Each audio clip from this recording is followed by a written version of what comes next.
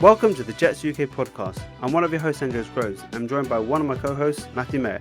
Matt, how are you doing today? Yes, boss. All good here. I mean, we are fully into free agency draft prep, which is good. And I feel like this podcast gives a little snapshot into my life as a Chelsea fan. So right now, I am fully using the Jets as a distraction technique, focusing on the free agency, the draft, and not worrying too much about the other stuff. So it's good. It's exciting. There's a lot to look forward to. There's a lot of news spilling out across the NFL landscape, which is very exciting, and we're just kind of ramping it up now. We're recording this on Friday, so a couple of days to go before the new season opening, and we're looking forward to kind of getting into it and kind of seeing where we are this time next week. Absolutely. I mean, we're a few days out of free agency, with the legal tampering period, what they call, which starts on Monday, and then that will run through for 2 days until the league opens on Wednesday, the 16th. There's been a lot of trades. Obviously, this week it's been a trade a day. We've had obviously the Russell Wilson, we've had the Wentz, we've had Khalil Mack on Thursday. There's probably going to be one on Friday, and I've been having a hunch that it could be the Jets. So if this is obviously a bit dated, I'm sure now that we're recording as late as possible as we can before the weekend, it'll happen sometime on Friday or the weekend. There'll be some sort of trade, typical. But let's see what happens. Let's see if we still stay relevant by the time we get to the listeners listen to this. So we'll be going through kind of our free agency. I've named it free agency pick and mix. We've got so many holes to fill. You've got different ways of addressing it, whether you go, being in one position, and then budget in other positions. So we'll be going through some different combinations. And that'll be the basis of the show. But for that, we'll kick off into a little bit of news.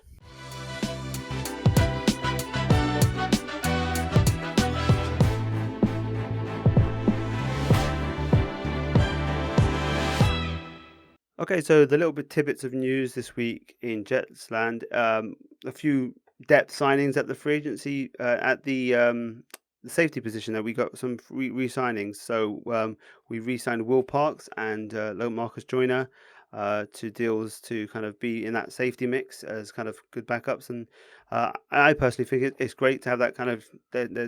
I thought Will Parks looked pretty good when he came in, and Joyner's got good pedigree. We didn't get to see him last year, but you hope that he'll be good depth signing. Matt, what's your feelings about this one? I think it's exactly the kind of moves that you can expect an NFL team to make around this time of year. They're probably not going to move the needle on wins or losses next season. They're not going to have a big impact in terms of the direction of this team, but they're the kind of pieces that you need if you want to build out an NFL roster. You need those third, fourth, fifth string safeties who can add value on special teams. You can kind of control that back end, especially the way that the NFLs go with more and more nickel packages, and the Jets like to run that kind of 4-2-5 scheme. So I think they're nice signings to have, but I don't think in the grand scheme of things we're not really going to be talking about them for too long, particularly once we start getting into the meat and bones of free agency, and they will quickly be forgotten about. But good moves, good for Joe Douglas being proactive, getting out ahead of it, and I think those are the kind of signings we'll see a lot more of over the coming weeks in terms of those average depth players who just give you solidity and stability at those bottom of the roster positions. Yeah, absolutely. I think that there are two players who can definitely do a job there, and it obviously gives us a springboard to attack the position in free agency, whether we go for a big name signing or mid-tier signing. Obviously in the draft, whether we do go with a top level prospect in someone like Cole Hamilton, or we do drop and take a second round or third round prospect. So it gives you the flexibility once you've got those. You've got a pretty good baseline. You go, okay, this is not a dreadful hole that's there. You've got someone there, in especially for injury. If there's an injury here or there, you've got some decent players that fill out the bottom of the roster. So for sure. So not big news, but just a little bit here. So we've got nothing.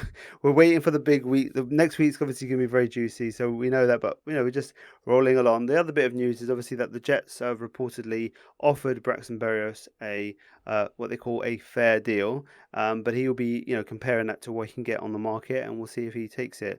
it. What's your feeling of what they've offered him, and what you think that he may be looking for, and what you think might happen next week? Well, it's classic Joe Douglas, isn't it? He sets a price in his head, he sticks to it, and that is the offer. So I don't blame Braxton at all for wanting to see what's out there. I mean, I think we all hope that he resigns, but an NFL career is a short one. It is a business, and you've got to respect players for going to get their money. In terms of where the offer is, I reckon it's probably around 3 years, 19 million, that kind of range, kind of probably 2 years guaranteed with a kind of get out. I think Braxton probably wants a bit of a longer deal. I think he'll be looking for something around the 4-year mark and kind of just maximising his money. I think if he gets something like a 4 years, 26, 28, kind of really pushing up, I think he'd be much keener to take that. And it's going to be interesting because we've seen so far with the salary cap is rising by almost 25 million at the moment, and it's only going to keep going. So there will be a reassessment period where kind of deals kind of keep going up and get reset as it kind of grows. So perhaps Braxton is in a position to take advantage of that, and a team is going to think, oh, we can afford to overpay for, or what would be considered traditionally overpaid for our kick returner, punt returner, wide receiver 4, because there is going to be this growth over the coming years. And it may be that deal ends up after 2 or 3 years looking like a fair deal and a cheap deal for the team because of the way the market's going. And I think that's just going to be interesting to see how that plays out. Yeah, I think this is an interesting decision and an interesting time for Joe Douglas. The way he handles this free agency and this signing specifically is a good example. You know, he sets a price. They say, we've offered you what we want to offer you, and that's the way Joe Douglas does his business, and that's the way he was that's the way he was taught coming through. That's the way you do it. You know, you set your price and you don't negotiate further. It's going to be interesting because I feel like with that jump, that really kind of irregular jump, because we obviously had the pause and then we've kind of slung, it's almost like an elastic band kind of snapping back. There's going to be a big jump, I think, and we've seen that in some of the re-signings. We've seen like Harold Landry's deal with the Titans was quite sizable for a player. Like he's a good player, but it's a bit more than you would think that he, especially the guaranteed money. So I think Joe Douglas, it just has to be very careful in terms of knowing, yeah, you set a price, but what is that price relative to where the market is? Like, what's the market price? And making sure that you can match that valuation with where the market's going to be, and not get caught out like what happened with Robbie. Like, you know, I'm the more time you spend away from where we've gone in terms of schematically and where Robbie's gone in his play and everything that's happened, I'm okay. I'm less mad about that. But at the time, it was Joe Douglas kind of misread the room a little bit. And so you just hope that he's not doing that. You know, he does realize that there's going to be a bit of a jump up. He's going to have to spend a bit more money than you would want, because just everyone's going to be spending a bit more money this year. So that's Braxton's the first case, but it's going to be very important in free agency how that works out. So no, I totally agree. And let's just see how it goes. I think this is going to be a challenge that the NFL as a whole deals with over the coming seasons. This is kind of the first phase of it, and it'll be interesting to see where teams feel like they can kind of begin to attribute more funds. Is it going to be that just kind of keeps getting pushed into the quarterback market, and that kind of keeps taking up more and more room with Aaron Rodgers reaching his $50 million a year? Or do they try and spread the wealth a bit more evenly and kind of not let that quarterback market grow too much? Yeah, we'll see all that coming on. So yeah, I think that'll be it for the kind of news segment, and I think we'll head over to our free agency preview.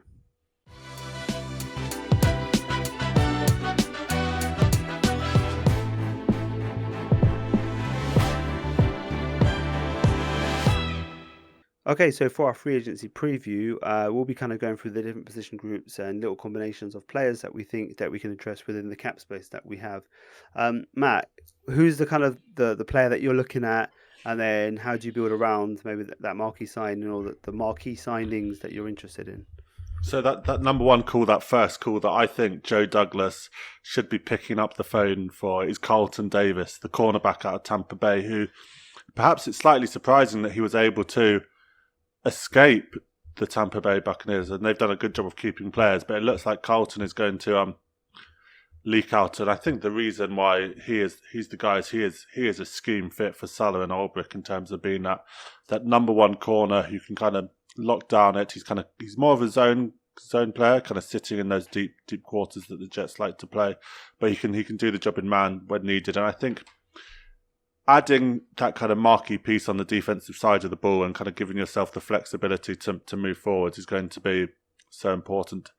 I think Carlton kind of offers it all from a free agent point of view. He's still young enough. He's 26 at the moment, so he's not kind of approaching that really bit where you kind of get worried about cornerbacks. And we've seen it before, the kind of fall off from people like Revis in his second stint or Trumaine Johnson, where they've kind of been signed and kind of regressed immediately. So I think that kind of gives him a really nice touch on the position. I think he's played at the top level. He's kind of got that experience to lead the cornerback room and the secondary room. And I think it gives you flexibility moving forward throughout the offseason in terms of you don't need to find that top tier corner somewhere else. You've kind of got it locked in, and then you can kind of focus on other areas of the field. So I think for me, Carlton Davis is kind of that number one first call. Pay him a decent chunk of money to kind of get that cornerback position sorted, and then you are set, and you can kind of build the rest of your defense out around him.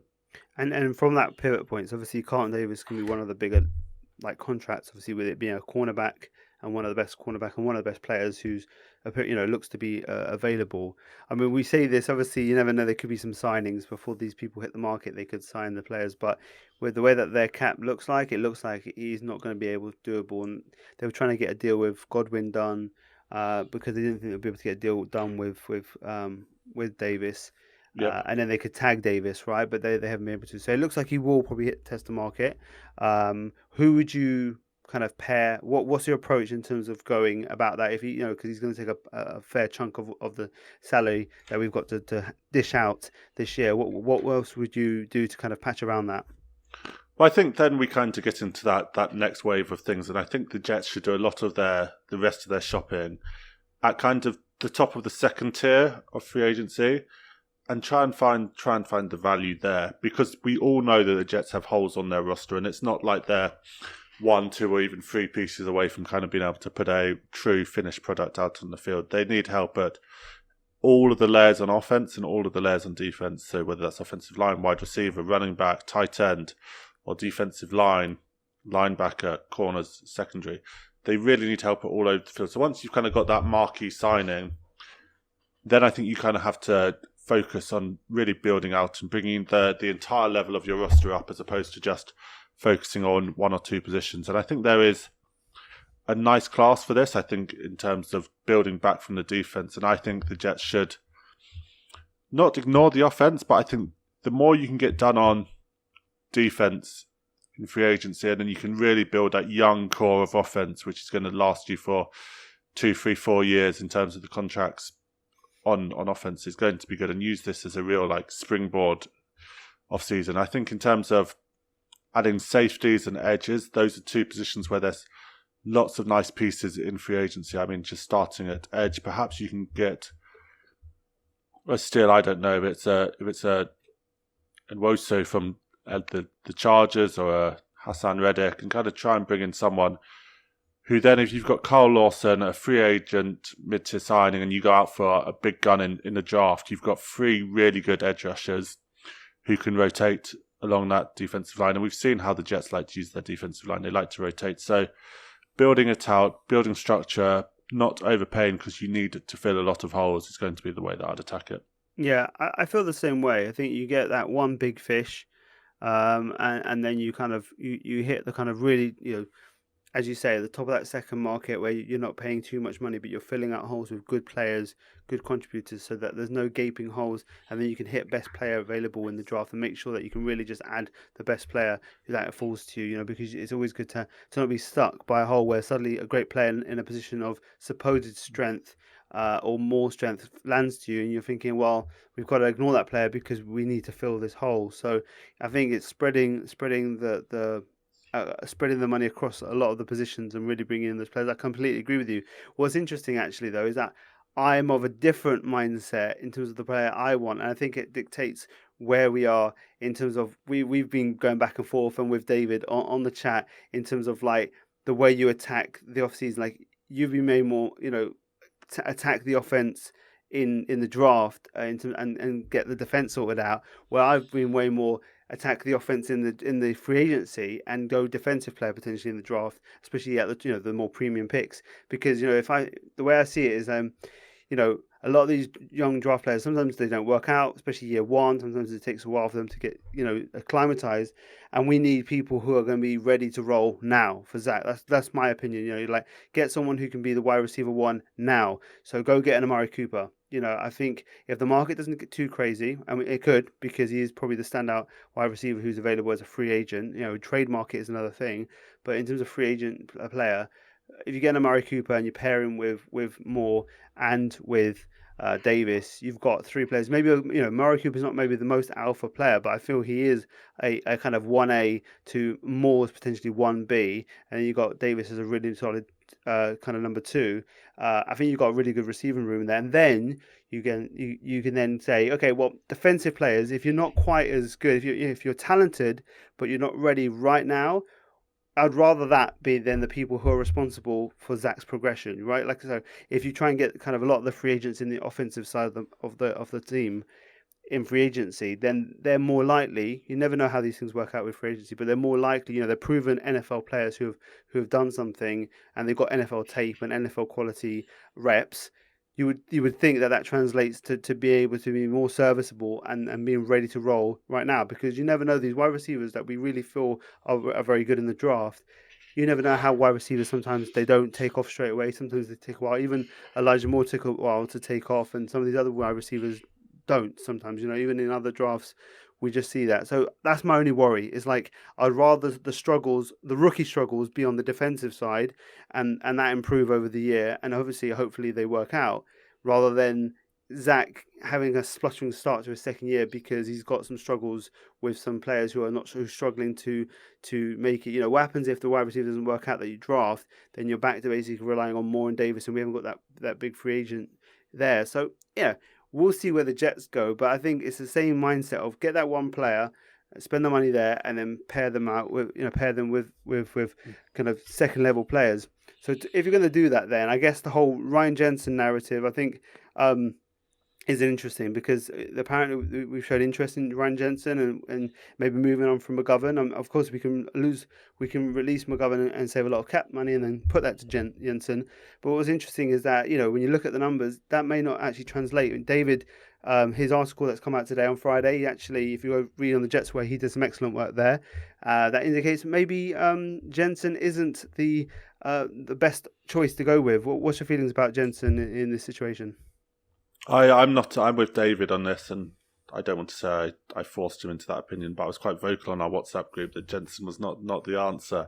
I think Jensen, there's a couple of things. So firstly, there's the age thing, and I think you have to caveat that by saying it's an interior offensive line, so the age thing is not as big a concern as if it was a wide receiver, running back, a cornerback, a safety, whatever. But that is still a question mark, and he'll be 31 next season, which is, for a team trying to get younger and kind to build that kind of dynamism, isn't right. I think the second thing is the scheme fit, and we all know the Jets. We've said this a million times in this podcast. Wide zone scheme, kind of need players who can move laterally, move into the thing. I don't know if Jensen's that player, to be honest. I think Jensen is more of a man's own scheme where he knows who he's picking out. He can target onto them, he can lock on, and he can get his hands on them as early as possible and kind of just have that one-on-one battle, and he knows he has to win that. And I think he's very good at that. And I think the third thing is the cost. I mean, we've heard Jensen wants to hear $15 million a year, and again, this ties into the fact that the market's going to get reset. So that number in 2 years might not seem as silly as it does now. But I don't think the Jets should be the team to pay that, and I don't think Conor McGovern's a long-term answer. I do think he gets slightly overrated by Jets fans in terms of PFF, when you kind of look at the things that go around, that his leadership, his communication, the way that he kind of carries himself on the field, it's not inspiring. I think that might be the factor, right? Is a culture thing where Jensen's got that reputation of being a real warrior and a real guy that's going to protect his guys and fight for his guys. And I think that's something that probably Joe Douglas really appreciates. And, maybe that's where he would target him for that reason rather than just the pure stats. But yeah, you're right. McGovern's got that issue, but, you got to factor in the price, right? Totally. So I think in terms of the interior offensive line, and we've heard from people who were at the combine speaking to the Jets' closest teams that they're expected to be active in this interior offensive line class, particularly finding that pesky right guard. And right guard's almost the hardest position to find, because if you're at college level and you're a good interior offensive lineman, you get put at left guard because that's kind of the more important position. And then the good guards even get shifted out to tackle and then move back inside at the next level, like we've seen Elijah Vera Tucker do, like we probably see Zion Johnson do out of this class. But both of those kind of had that left side. Right guard is almost the fifth position that gets filled at college level. So it's a bit becomes the fifth position that gets filled in the NFL then, exactly, effectively, right? So that's why it's almost the harder position, especially when you're looking at the draft. But I think they'll be active in this class. I mean, Laken Tomlinson is the name, who's been brought up from San Francisco, so obviously knows Salah and LaFleur, knows the scheme, knows how to fit in. He's 30 years old, but as I said, like interior offensive line, you can kind of get away with that a bit more. He has played exclusively at left guard, so there would be that kind of ask and challenge to him. Do you feel comfortable switching over to right guard and really being our anchor on that side of the line? I think if you look a bit further down the list, two names who kind of have age on their side. One is James Daniels from Chicago, who was a high draft pick and has kind of slowly improved year on year without really setting the world alight. But I think you can make an assumption and a fair extrapolation that I don't think anyone would criticise the Jets for, in terms of saying his best foot was ahead of him. And he is someone who has the dynamism, the legs, the speed to really be an asset in this wide zone team. He's comfortable at right guard and he's got good mobility, and I think he could be a real asset. For him, the question is going to be how high do bidders go, because he's 25, he's young, and he's got that kind of ceiling that people look for in this scheme. So perhaps the price takes under it, and maybe then in that case you pivot and you think about someone like Connor Williams out of Dallas, who is a similar player, I guess, in terms of still young, still banking on getting his best years out of him ahead of him.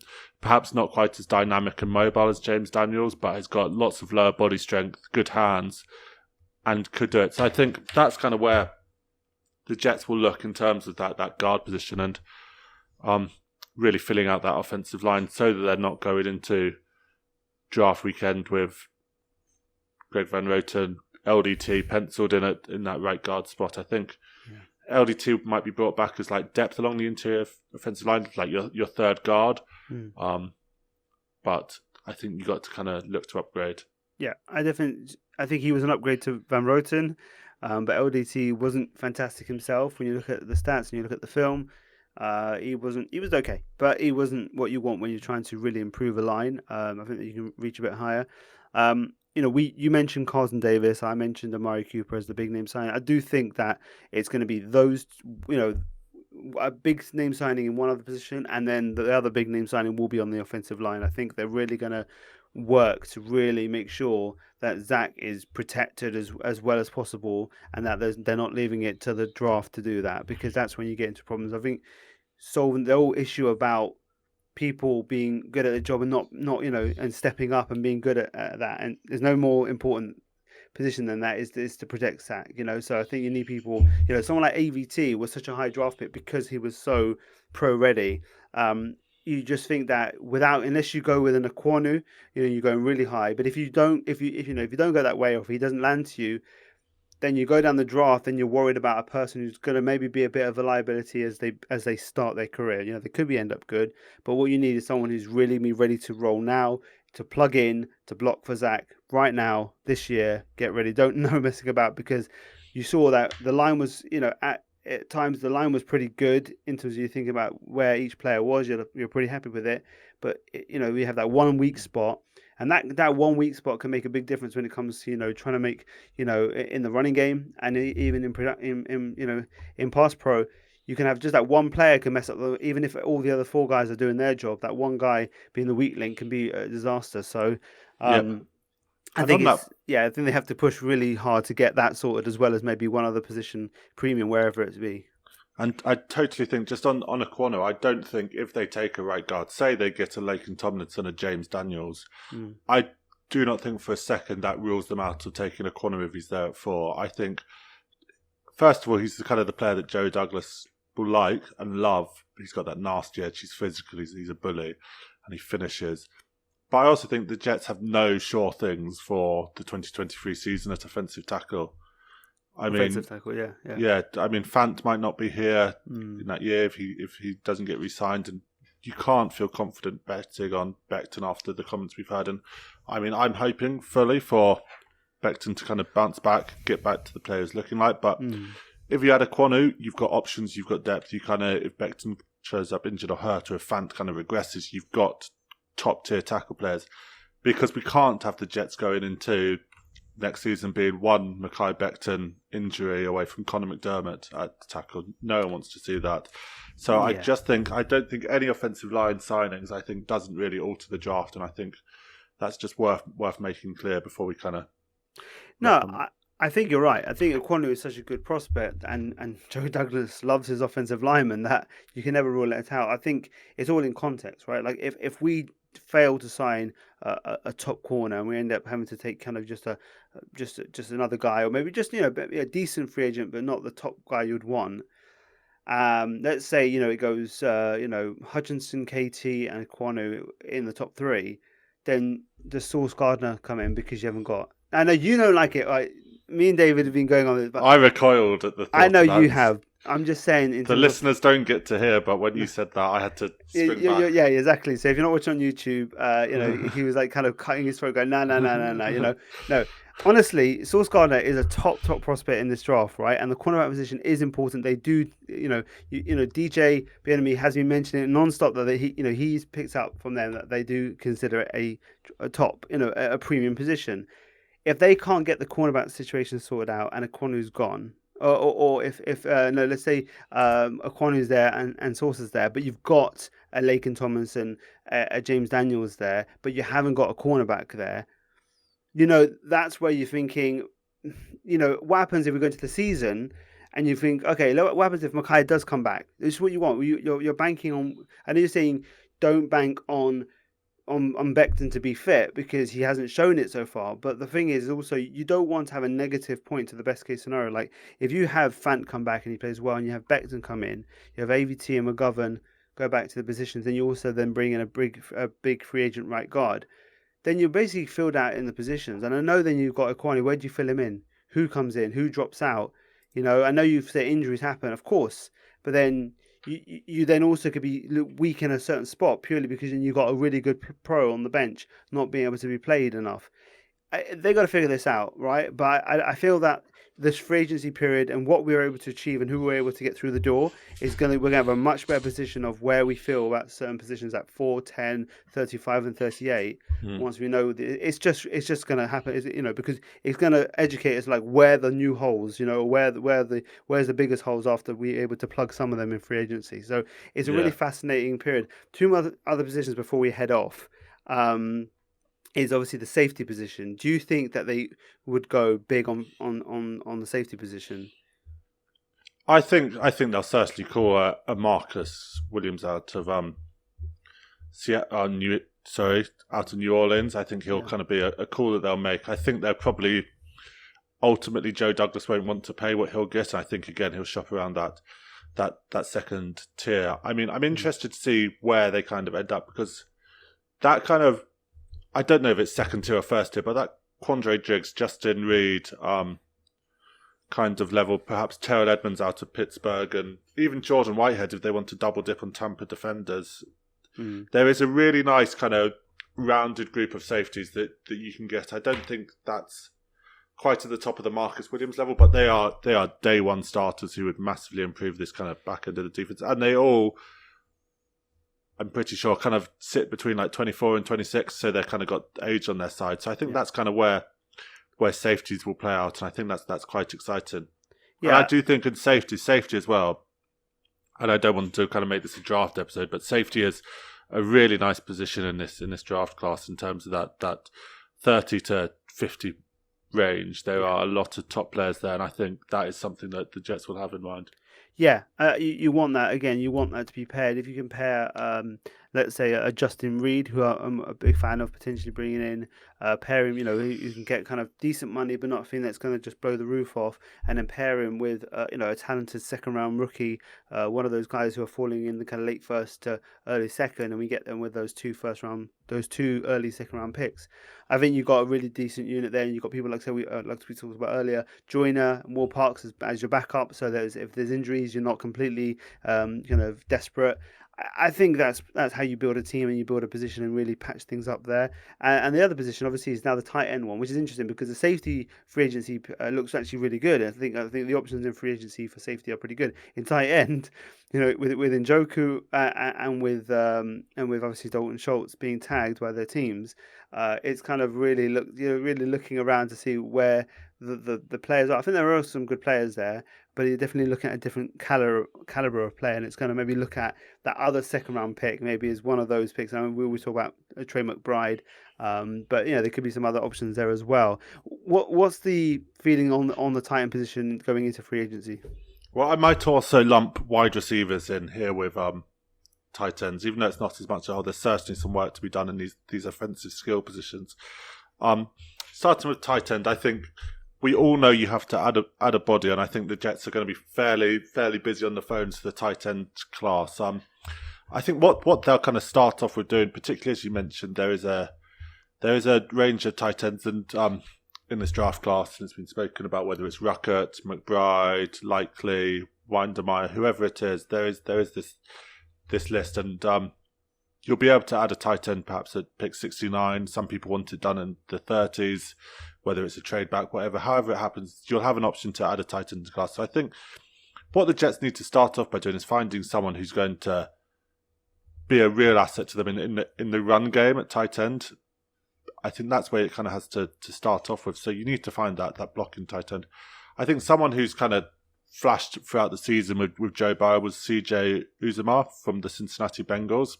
I think he's just coming off a slight injury that he got at the end of last season, although he was able to play in the Super Bowl. I think having done that kind of process of being in a young quarterback that kind of really was able to turn around a franchise, having that experience and kind of that leadership in that room would be vital. If not, I guess there's other options. I think an OJ Howard, you could bet on his ceiling. Yeah. I know David likes Max Williams, so it'd be remiss to not mention him. Yeah. There are a lot of options in this free agency class at tight end. It's not quite as good as we thought it was, or not like last year when you had Hunter Henry and Jonnu Smith. But I think there are those options, and I think that the Jets will certainly be active in that tight end to kind of round out that room with a rookie, as that seems to be the most common line of thinking. Yeah. In terms of wide receivers, I think the Jets need to fill out that kind of 4 down slot. I think we're all confident that 2 of the 3 are the starting 3 wide receivers. 2 of them are already on the roster, in Corey Davis and Elijah Moore. And there's the question of how you fill that third spot, whether you go your route and you find the Amari Coopers and Allen Robinson, whoever it is, or you trade for DK Metcalf, as we've seen on socials. That's kind of the ideas. That's the funniest thing now. Yeah, everyone's going crazy. Or whether it's that. Whether you draft a wide receiver at 10, or you move up from 35 and you package 35 and 38 and get into, I don't know, pick 19 and select a Jameson Williams or Chris Olave, whoever it is. But they still need to fill out those 4 to 6 spots. And I mean, Def Taxes and Jeff Smith, so you can almost bank on him being one of those. And then there's the question of Braxton Barrios, whether he comes back. But someone in that tier who really intrigues me, and I think would be a really nice piece of the Jets to add, is DJ Chark, who I don't think will be too expensive, particularly coming off like an injury season, and he hasn't really been able to flash. I think you'll be able to get him perhaps on a 1-year prove-it deal. Yeah. And I think he would add a real deep threat to the Jets' offense in terms of that physical body that can kind of stretch the field, look deep, and kind of go up and win those 50-50 balls that the Jets haven't had for a long time. So I think he stands out to me, if not maybe a Russell Gage, a kind of dependable receiver who's out there kind of getting the job done. So there are a lot of options for the Jets kind of like to build out this roster and offense. And then even if we go whichever way we go in terms of building out this roster, there will be studs, jewels, kind of finishing pieces that you're able to find in the draft to kind of jazz it up. Yeah. I mean, there's lots of options. I think that the most important thing is Joe Douglas has to be aggressive and creative. in terms of really, especially on the offensive side, of really making sure that we're going in there and Zach has got everything that you want, that he's around, because you know he's got the ability to make things happen when you need it to be happening, but you need to make sure that he can also be comfortable playing within the system, and the system works. You saw when he starts to play within the system, he has some really great games at the end of the season, and you know that the system, even people who play within the system do well. Running off with the run game and with good protection, I think he could play. He could have a real big step up, but you need to put that around him. So Joe Douglas has to make sure that there's no stone unturned and no option scoffed at in terms of trying to really improve this team and making sure that we're finally a competitive team that can really punch people in the mouth on Sunday and kind of actually make some noise for once, because it's been too long that we've just been poor, and it's time to actually dive in and really take some chances. And you may have to take some chances in terms of the players you bring in. You may have to say we're paying a bit more here that we want to, but you make sure that you're not getting caught with a deficient roster and injuries come in, and then you're suddenly throwing to Tariq Black. No offense to him, but you see what I mean. You just don't want that to be the case. Yeah, so I think everyone knows that the Jets front office, Joe Douglas, probably Robert Saleh and Zach Wilson by association, are on a lot shorter leash this year. And perhaps that's fair because they've only had. Perhaps it's unfair because they've only had 2 years together, and then you can obviously blame Gase, McCagnon, clearing out, all of those different things. But Jets fans are frustrated, and Zach Wilson's got kind of like this continuation of all of these bad vibes around Sam Darnold, where there wasn't kind of like a bridge QB to kind of separate them. It kind of went straight one into the other, as opposed to other teams who have kind of had that gap. So the pressure's on, and the Jets are going to feel that this season, I think. And the leash is going to be short. And when we do our post-game wrap-up shows, if it's not good, we aren't going to have that same kind of patience and understanding. It's going to be tougher. Yeah, it's time to be a team that's going to goes into every game with a shot to win. And is kind of in, like I said, is in contention. And by the end of the season, we're really pushing to try and get into the playoffs, if not in the playoff position. So that's the hope, and that's where you need to be, and we've got the assets to do so. We've got a ton of cap space, we've got a ton of draft capital. It's time to really maximize that and get it done. So we are very excited for next week. Next time you hear us, it'll be after the initial 3 or 4 days of craziness. We'll be back around similar time next week, recording on a Thursday, Friday situation, something for you for next weekend. We hope to have David on the show. We need to work out what's happening with everything, with his move and the house and all that stuff. He's in deepest, darkest Norfolk, isn't he? Yeah, he is. He's having to lay the wires by hand to connect his house to the internet. Yeah, it's not the easiest thing, but hopefully he'll be on. Obviously, he wants to be on because it's obviously a big episode with it's going to be very exciting. Something is definitely going to be talked about unless something has gone drastically wrong. So we're very excited for that. So yeah, if you want to, interact with us on Instagram, on Twitter, on Facebook at Jets UK Pod. We are on YouTube if you want to follow us on there. And kind of see the video version of there as well. We also obviously want to promote David's work with the Jets Way. He does great writing. Follow that for some really great writing from him on the Jets. Matt, is there anything you want to say to the people before we head off for the weekend? Just enjoy the optimism of free agency. Enjoy the optimism. Yes, and enjoy the free agent, the trade that we're going to make after I've edited this and sent it out, and it's going to be dated before some big trade deals happen. So let's see if that happens. But if not, enjoy free agency, enjoy the madness, and we will catch you next week.